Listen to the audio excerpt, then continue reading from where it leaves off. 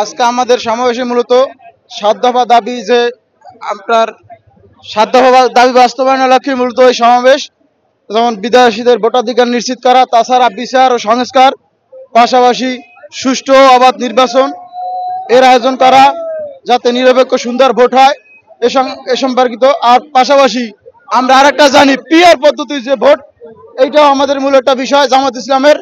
আজকে সমাবেশে এখান থেকে আশা করি বর্তমান সরকার এখান থেকে মেসেজ নিয়ে এই জনসম্মুখে যে মানুষের ঢল, লাখো লাখো মানুষের যে ঢল আজকে সমাবেশে, এখান থেকে প্রমাণ করবে যে আগামী বাংলাদেশ হবে দুর্নীতির মুক্ত বাংলাদেশ।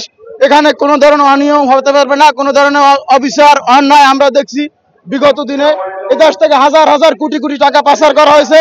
এদেশে যাদেরকে আমরা ক্ষমতায় বসাইছি, আওয়ামী লীগ, বিএনপি, পাশাপাশি জাতীয় পার্টি, তারা প্রত্যেকেই দুর্নীতির সাথে জড়িত, ব্যাপক আকারে দুর্নীতি করে।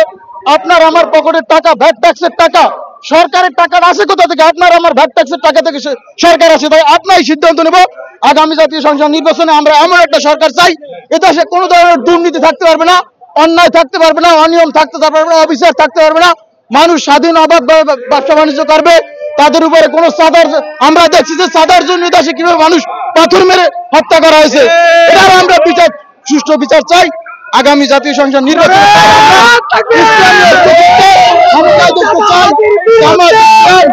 জামাত ইসলাম, খেলাফত মজলিস, তারপর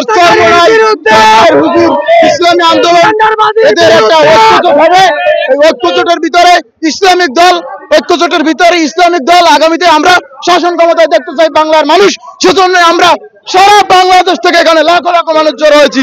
এদেশের দুর্নীতির বিরুদ্ধে আমরা, এদেশে আর কোনো আমরা দুর্নীতি দেখতে চাই না। আর এই কেবল ইসলামিক সরকারি বা ইসলামিক, যদি দেশে ইসলামিক সরকার শাসন প্রতিষ্ঠিত হয়, কোরআনের আইন বাস্তবায়ন হবে, সকল ধরনের দুর্নীতি অন্যায় থেকে এদেশের মানুষ রেহাই পাবে, শান্তিতে বসবাস করতে পারবে। জি আল্লাহ।